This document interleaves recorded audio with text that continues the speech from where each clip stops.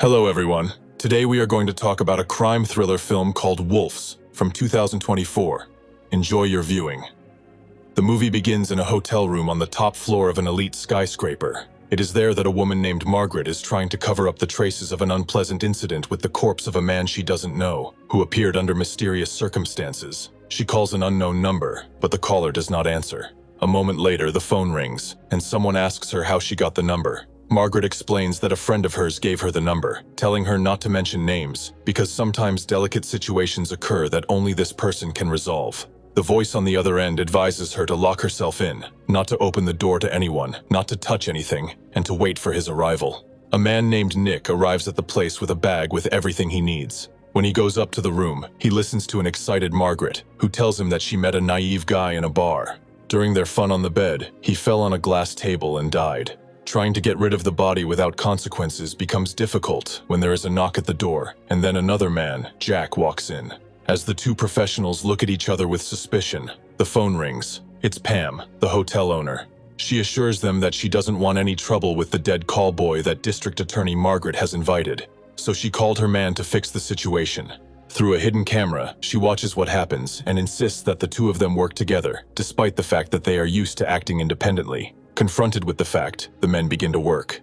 Nick asks Margaret about the events leading up to the incident. The woman explains how the boy jumped on the bed, fell, and died. The professionals discuss how to dispose of the body and protect the client from accusations. Nick begins to pack the body, and Jack, having a different approach to the case, watches his actions, not rushing to help.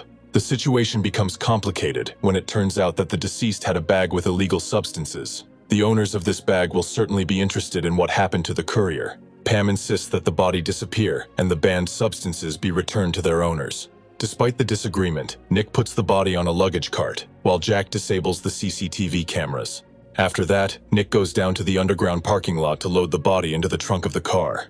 At the same time, Jack continues to monitor the situation, occasionally intervening.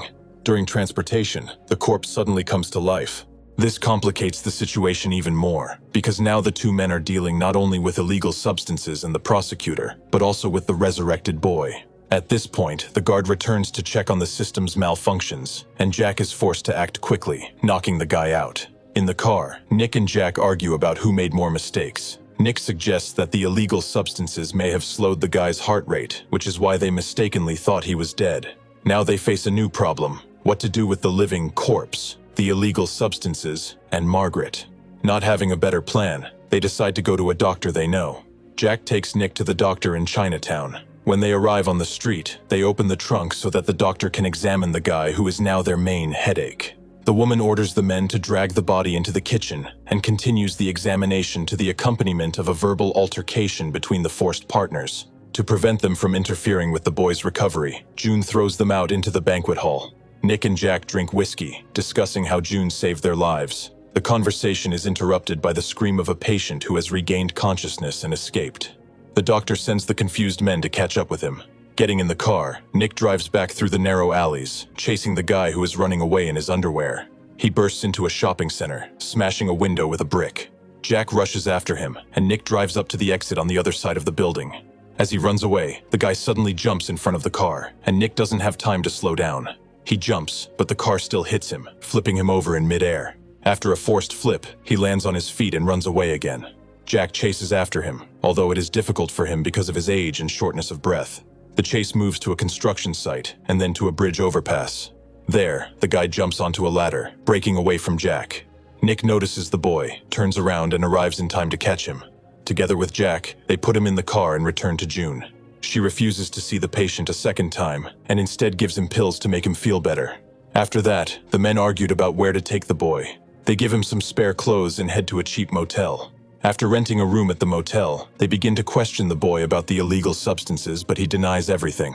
Then the men resort to intimidation, and the boy admits that he was transporting the product for one of the largest drug dealers in the city. Taking a sip of water to regain his composure, he starts talking from afar, which annoys Nick. After another threat, the guy slurredly explains that he decided to help a fellow student whose mother died.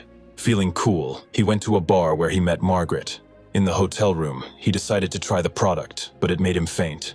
In order to get the delivery address, return the illegal substances, and close the matter, Nick and Jack need to find the pager left by the bartender. They go to the bar with the guy, but at the entrance they notice a man they worked for at different times. Dimitri is celebrating his daughter's wedding. The professionals don't want to catch his eye, because if he suspects that they have blabbed about working together, he will eliminate them by any means necessary. They can't split up either, because they don't trust each other. Two men and a boy sneak into the club through the roof. They try not to catch the eye of their former boss, while the guy goes across the dance floor to the bar to get his pager. The bartender isn't there, and the other bartender doesn't understand what they want him to do. The guy is forced to climb over the bar to get the device, but is caught by security and thrown out of the club. Nick and Jack follow him, but find themselves in a crowd of men organizing a dance. They are forced to participate in the national dance, unable to get out unnoticed. In the process, Dimitri notices them and gives an order to the guards. Realizing that they have to act, Nick and Jack pull out their guns and point them at each other, creating the appearance of a conflict.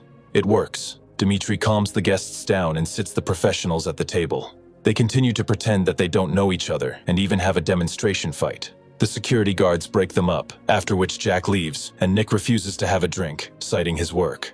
Leaving the club, Nick notices the guard looking at the confiscated guns and realizes that the men are actually partners.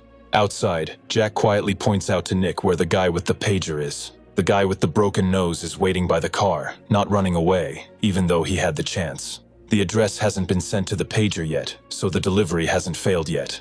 Reunited, the trio heads to a diner to get the guy something to eat. When he goes to the restroom, Nick suggests that the story about his fellow student and his dead mother is made up. He thinks the delivery is a trap. If the guy is eliminated during the delivery, his partners won't have to get their hands dirty. The conversation is interrupted by a pager signal. The address has arrived. However, to read it, experienced professionals have to put on glasses because their eyesight is not what it used to be. Their next step is to go to the snowy industrial zone. Realizing what consequences this could have for the guy, his partners let him go to finish what he started. They watch him from the car. At the last moment, Nick changes his mind and decides to help, but before he can open the door, black cars filled with armed men pull up to the entrance. The armed criminals break into the building, and meanwhile, they open fire on Nick's car. It turns out that these are Dimitri's men. Nick ducks down and pulls back, but the car stops due to the damage. Opening the trunk, the partners run out, hiding behind the car door. In the trunk, Nick pulls out a hidden weapon. He passes the rifle to Jack, who makes several aimed shots and then reloads. The men stand up to their full height, and with accurate shots create a real end for the bandits. After the shootout, the partners head for the door of the room, from where the mortally wounded criminals run out one by one.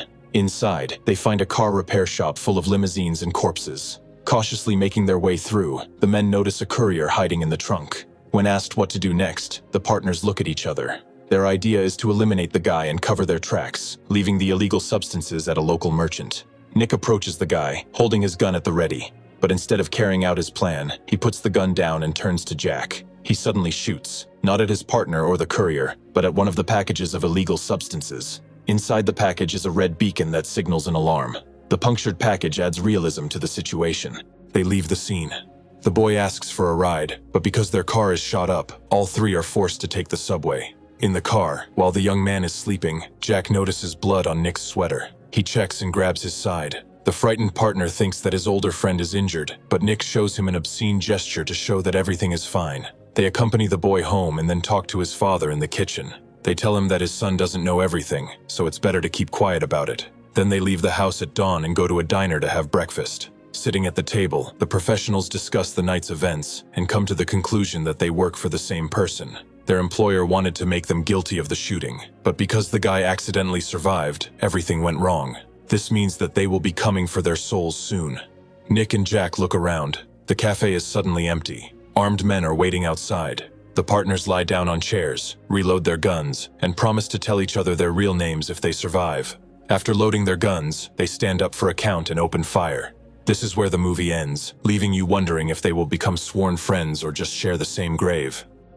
If you have watched the video so far, you should know that I am happy to have viewers like you. Thank you for watching to the end. Subscribe to the channel and follow the news. Klonsak Recapped was with you. See you soon.